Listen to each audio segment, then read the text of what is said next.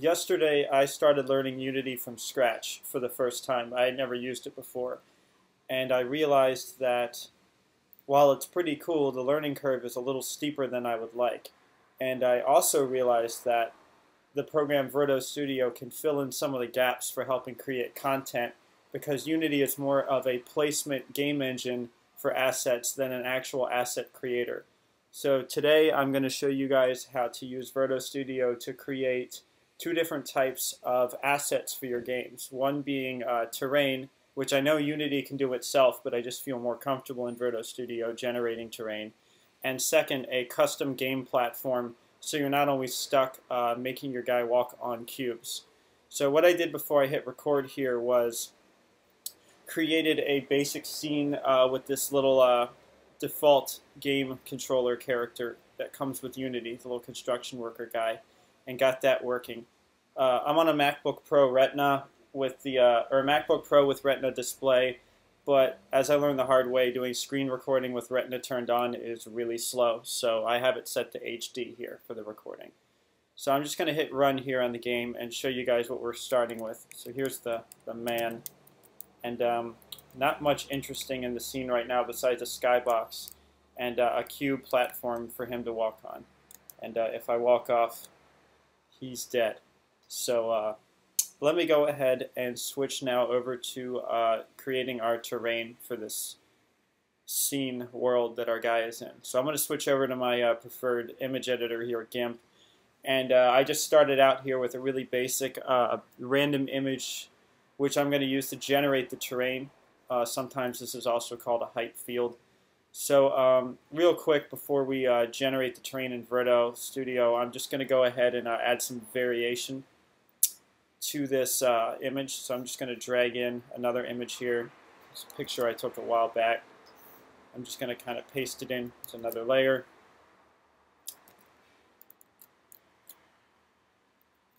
Copy, paste.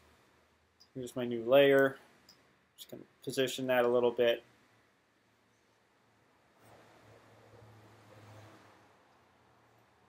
There we go. This doesn't look like it would make a ton of sense, but when you're creating terrain, it really the name of the game is just natural looking variation. So just putting that in there is enough to make it look a little different, as opposed to just a boring cloud map like I have there before. So there we go. And last but not least, I'm going to pull up the pen tool, and we're going to create kind of a mountain of chaos in the middle of this seemingly normal scene that our character can traverse upwards towards. So let me I'm using a Wacom stylus at the moment, which allows me to get more control over the drawing of this scenery here. Doesn't have to be perfect. No terrain was made perfect. So, alright, that's good. Now I'm going to save this. And I already have a place for my Unity scene here. I'm going to go find it.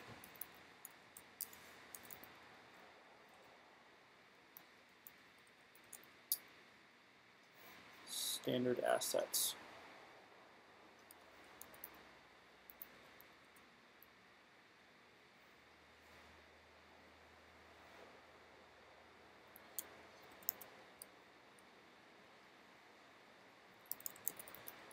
Pretty sure that'll be just fine. You guys are probably wondering why I haven't just gotten to Verto Studio when this video is supposed to be about it. So let's do just that and get out of here.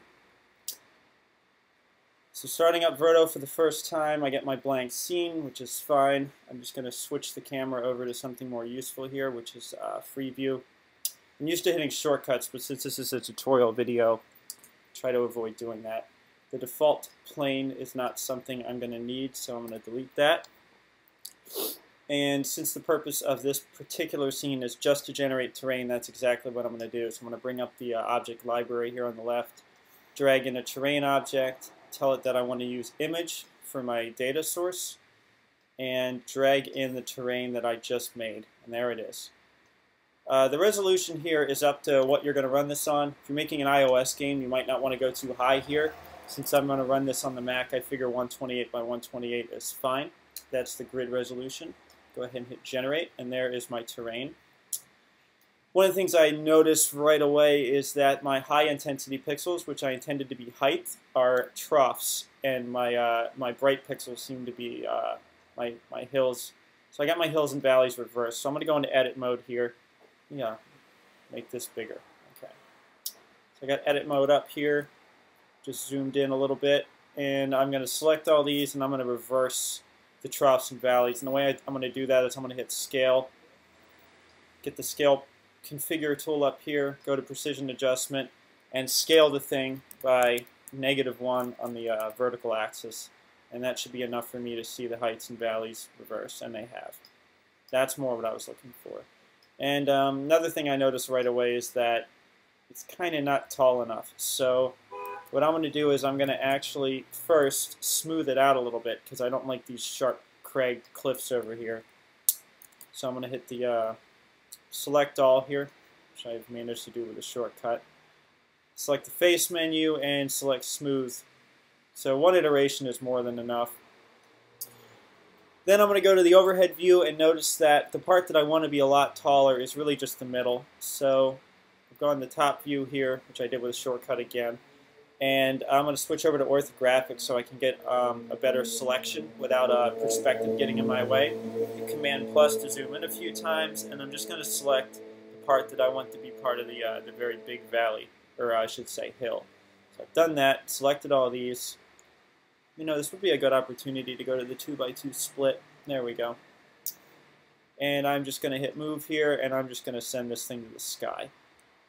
Notice I want it to go only up, so I'm going to hit configure and turn off movement for anything except X and Y. That's better. So now I've got this ridiculously high valley, or hill, I keep saying valley. So I've done that, select the inner piece, do it again, select the inner piece again, do it one more time. Maybe I'll do it one more iteration here. Pretty freaking tall mountain. Alright, so now I'm going to go back to free view, single view, free view, turn off ortho, back to perspective, zoom out, see what crazy thing I've made. I'm going to center the view to the selection so I can kind of get a better look from up top.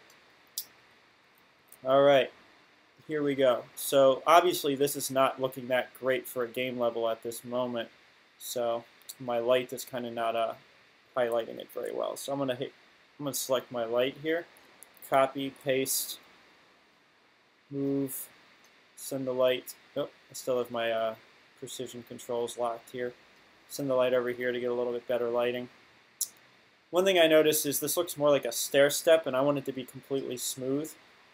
Hold on, let's turn the light intensity down here a little bit for my second light.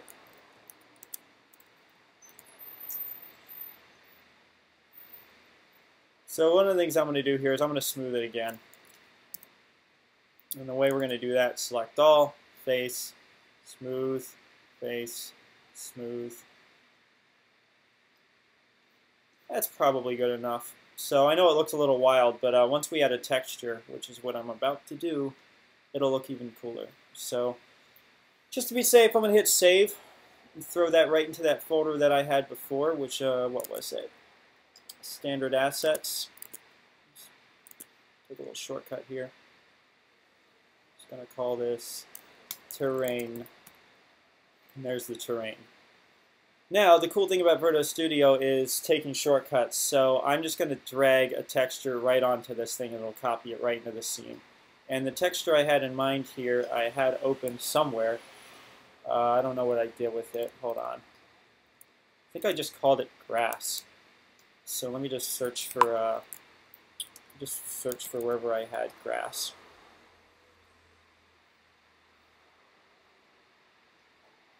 There it is. You see it. So here's my grass texture. Literally just drag it, textured. That looks okay, I guess, but I'd like to tile it a few more times. But I think I can do that in Unity, but just to show you in Verto, it's very simple. You just click on the object, hit Inspector, go over to Texture, enter in a number. 10 by 10 looks great. Notice there are seams here. If I hit mirror, those go away, but unfortunately, Unity cannot get my mirroring property in. So what I think I'm going to do instead is I'm going to go ahead and find the original texture, make a copy of it, open it up in GIMP, and set it to seamless in GIMP. That way the asset is baked in with a seamless transition. So real quick, filters, map, seamless in GIMP. I don't really like this plugin that much, but it's enough to make the thing not, have seams. Just going to overwrite the original there. Get out of GIMP. Since it made a copy, I'm going to have to drag it in again. So what I'm going to do is I'm going to untexture this thing by going into the texture library, finding the original, getting rid of it, dragging in our new one. That is much better. This is our crazy hill of... this might be too tall for our guy to traverse, but we'll find out. Maybe I'll put him on the top. That sounds like a good idea. Save. Now, obviously, Unity can't just take Verto Studio format in, so what I'm going to do is I'm going to export this. I'm tempted to use OBJ, but I'm going to go ahead and use Collada. So I'm just going to go ahead and call this terrain. Should make a folder inside the assets place called terrain, and we just generated this terrain from Verto Studio. And there it is in its glory. So all we need to do now is go back to Unity. I'm kind of used to Verto shortcuts here, so I might fumble a little bit because it's a little harder to get around the scene in Unity. So I should automatically just see my terrain here in my assets, and I do. So I'm going to scroll down. Here's the thing I just made, and I'm going to drag it right in there. And there it is. And I'm going to center it.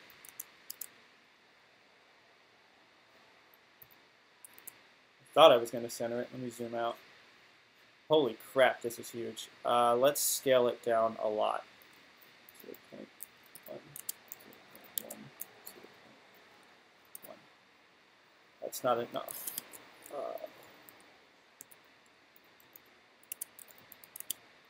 Well, I guess my guy is pretty big, so maybe even 3/4 of the way is enough. I just got to go find him after I do this. Okay. Maybe it wasn't as big as I thought it was. Just wasted my time. So let's just make this thing... Let's go find my guy first. So there he is. He needs to be a lot higher if he's going to be on top of this hill. So let me hit him, hit move, way up. Way up. Way up. There he is. And we're going to put him right on top of the hill. I can go find him. There he is. So this guy, if I run it, will fall right through the mountain and die. He'll probably just land on the cube, or he'll just be dead. So I noticed you got to click the mesh here. Took me forever to figure this out yesterday. You look for collider, physics collider. Should just be as simple as mesh collider here. There it is. It asks me which mesh I want to use. I'd like to use the terrain. So if I hit play now, my guy should walk on our newly created terrain, and he does. So it is a little too steep as I thought, but I think it's pretty funny too. So I can just make him run around. That's the original block we had before, and he is able to get down.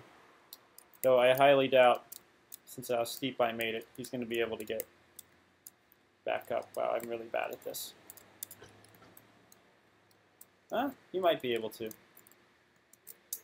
So one of the advantages of Verto Studio here is that since, not that I can tell in Unity, it's not easy to tweak the polygons. If you see anything in your terrain that you don't like, you can just pop back over to Verto Studio,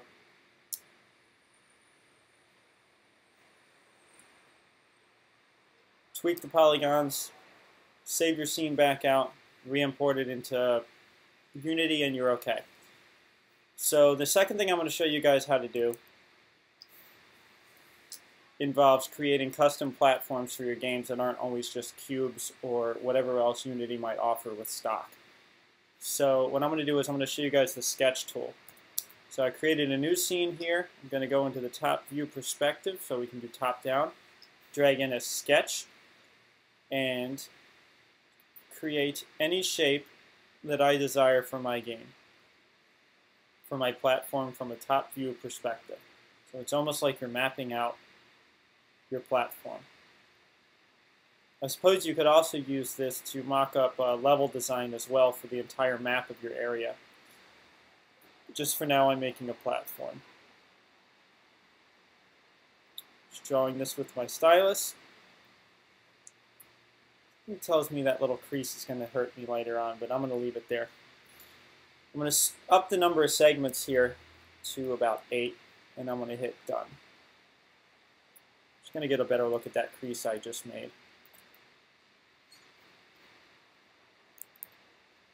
It should be fine. Generally, you don't want to have sharp creases in your sketches. So I've created the 3D sketch here. I'm just going to go into full perspective so you can get a better look at it.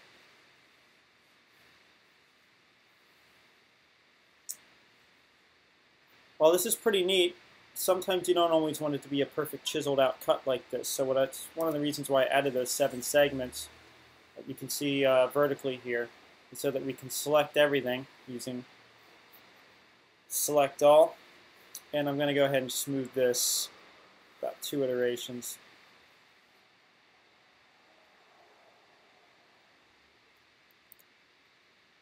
And I'm going to go ahead and texture it now. So I have another texture in my texture folder. I think I just called it brick. I'm just going to drag that in on top of this. And I'm going to mess with the lighting here so that I can get a little bit brighter colors. So I just hit the object, went to the inspector for the materials, and I'll up the ambient lighting quite a bit. As you can see, the texture coordinates look to be messing around with me a little bit as well, so I'm going to go ahead and go into edit mode here. Select all. Hit the face menu. Pick the texture coordinate editor, and I'm just going to do a screen projection. I better do that from the top down. So let me back out of this. Go to the top view. I'm going to do that again.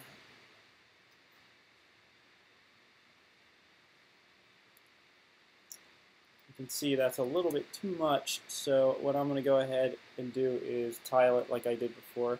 So getting a closer look at my model here, actually, before I go further, I think I really should fix the lighting issues I have here. As you can see, the shading is a little bit iffy at best because of the topological layout I have. So I think the best step forward here would actually be to go ahead and set the mesh to use flat shading on the top. And the way I do that is I just hit the mesh button, hit set flat, and the default angle cutoff for flat shading of 45 usually works, and I'm just going to apply this. And as you can see, the top brightens up pretty good once I do that, so that's probably a better way to move forward here. I'm also thinking I'm going to do the tiling in Unity, since Unity doesn't get my tiling settings when I export them from Verto. So I'm going to go ahead here and export this using giving OBJ a try this time. Call this platform A. Replace, and platform A should now appear here. Just drag it in.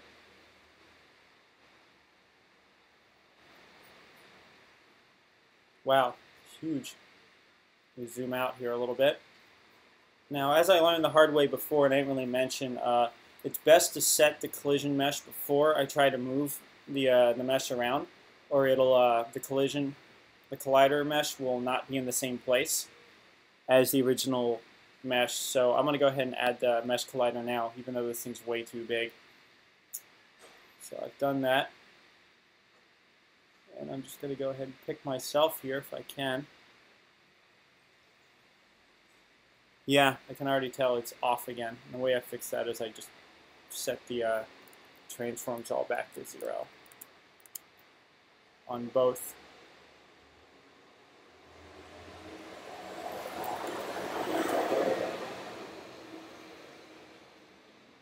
For some reason it's still off.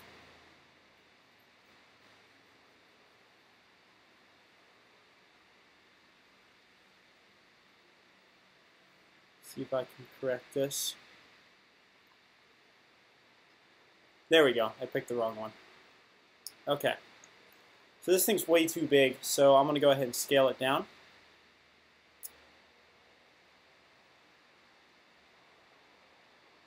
Definitely not quite the most intuitive way to do this. I'm just going to key it in. This is too hard.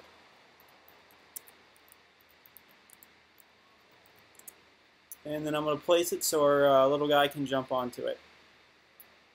Just put it up here, over there. Focus on our little dude. See, yep, that looks like a makeable jump to me. And I'm going to go ahead and fix the tiling of the texture because it looks a little bit too ridiculous. So select our object here, sketch, bump this number up quite a bit. Alright, and there you have it. I'm going to go ahead and run the game, jump onto my platform. Both the terrain and the platform generated in Verto Studio. Here's my guy.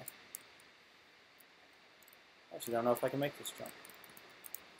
I failed. I'll try again. If anybody wants a sample of this scenes from Verto Studio, just go ahead and post on the forums. I'll be more than happy to post them. I'm going to make this easier because I suck at my own game. There. Nice things about being a game developer is you can cheat. Shift W space. There he is.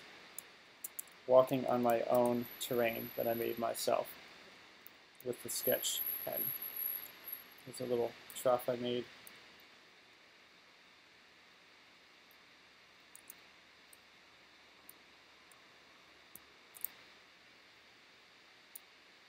It would appear as if he's dead.